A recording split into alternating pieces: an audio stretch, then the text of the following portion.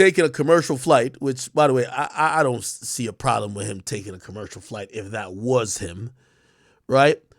But, obviously people are saying, damn, what's going on with him? Because people are usually expecting artists of his caliber to be flying private. Again, I don't see a problem with it. I do know that people believe the lyrics so much that we look down on these celebrities when they do regular shit, right? Like, yo, he's not sitting in first class. Man, sometimes I got to think about it and do the math, right? I know how much this man gets paid. I know when he goes to perform at a show, he's pulling in $800,000 or better. Maybe for whatever reason, he couldn't get a private jet that day to go somewhere where he has to go get it back.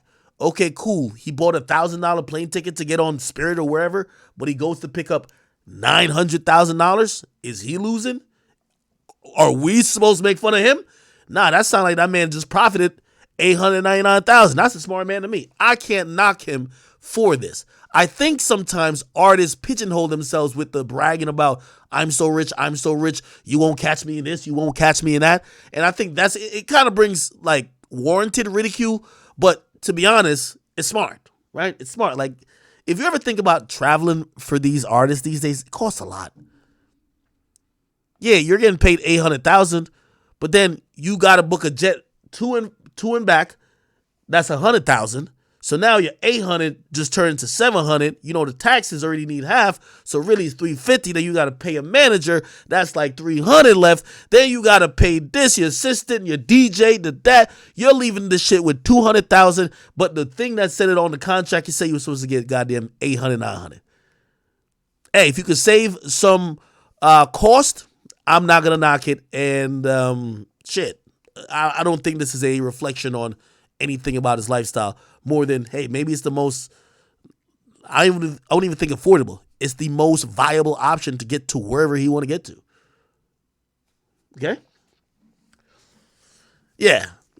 Drill. Exactly. I know the nigga got it. You know what I mean? Like, we're not talking about like a nigga. Remember when Bow Wow was doing the Bow Wow challenge? Bow Wow had showed up to court like months before saying he only had $2,500 in his checking account. So, like, which, by the way, he was capping. He was capping to not pay more child support, but at least you could connect that story to that story and be like, damn, nigga, you only got $2,500 left. Now you're in Coach and Spirit or whatever. Fine. Cool. And by the way, he was flexing like he was in a private jet, too. Okay, anyway.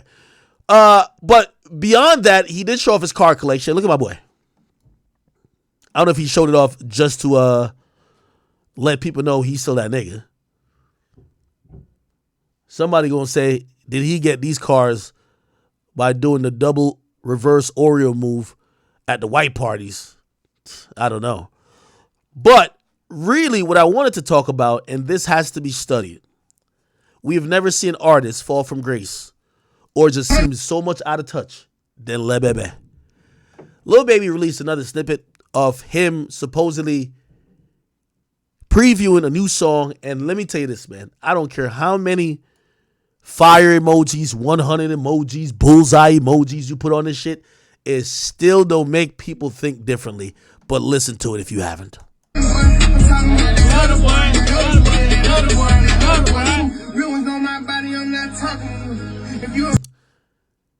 This song might have went, it probably just went, this shit sound like the other one and the other one and the other one and the other one and the other one. What is this guy doing? Yo, who's in the studio with Lil Baby these days, bro? Anyway,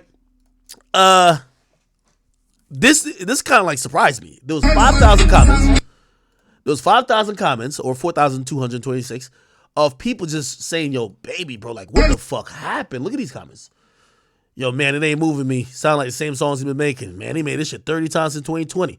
Somebody said, finally, Lil Baby made the same exact song he made the last 40 times. Somebody says, sounds like the last 20 songs. Somebody said, bro, I just need to make amends with Gunna. Somebody says, yo, nigga talk like he Scooby-Doo with auto-tune. Somebody said, good God, this nigga sucked. By the way, I'm reading this in sequence. None of these niggas gonna tell him either. Yo, he's surrounded by so many yes men. Y'all was comparing this man to Wayne. And by the way, we were comparing him to Wayne. I am one of those people too. Bernie Mac, rolling over the grave, man. Bernie Mac, rest in peace, a legend. He's like, what the fuck is this, man? Kodak Black, the only artist of his generation where every single song is fire and don't sound the same or use the same flow. Somebody said, bro, why is everybody hating on Lil Baby now? Can someone explain how fast he fell off? Okay. Somebody said these yes men are dead wrong. Okay. There's actually, and somebody's actually asked me to even watch this. Let me.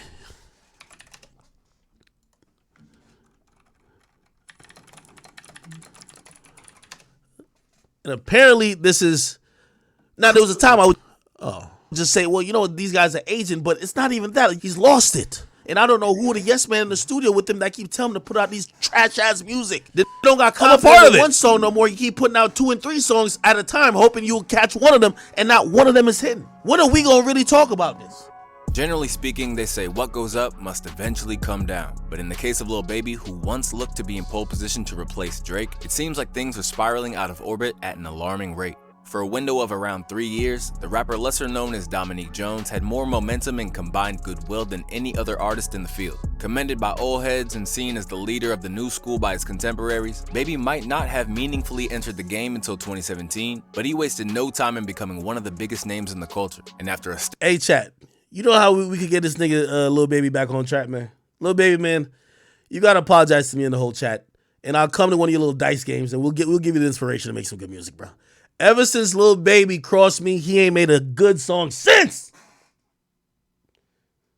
stellar mixtape run, the release of 2020's My Turn wasn't just critically acclaimed and commercially lucrative, but had one of the most fitting album titles we've seen in a while. A #1 record that came complete with a modern protest anthem that took him to the top of the charts, Baby was at the vanguard of the trap movement, and before long.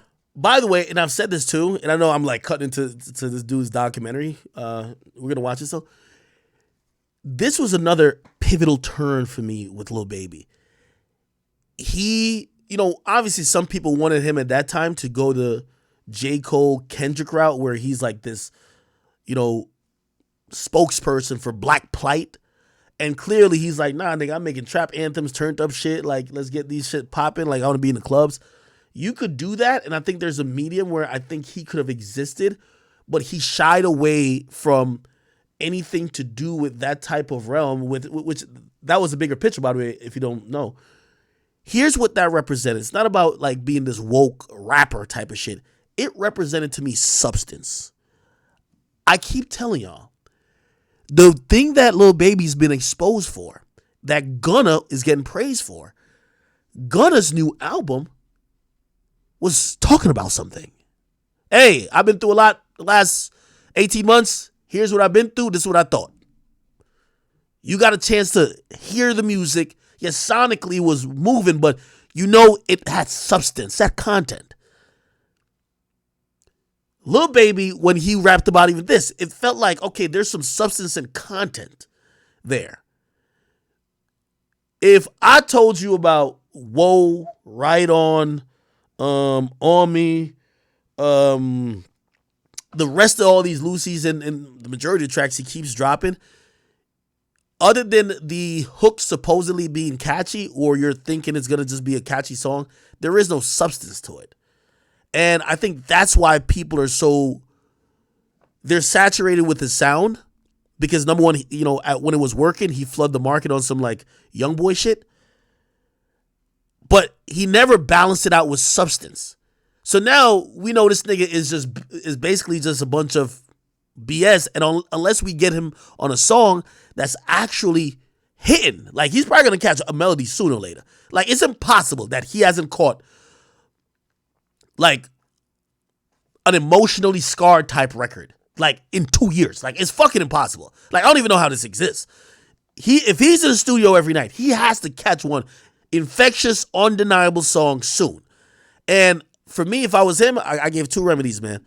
Start doing more features, and start making some songs about substance, bro. Like, bro, talk about some shit that would make people know you. I don't know. I be trying to root for him. He was receiving the kind of plaudits that are usually reserved for veterans of the game. Do you know you one of the biggest black men in the world? Sure. To me, you the hardest young. Yo, that nigga fell off as soon as he sat with this bum ass nigga right here. This nigga right here exudes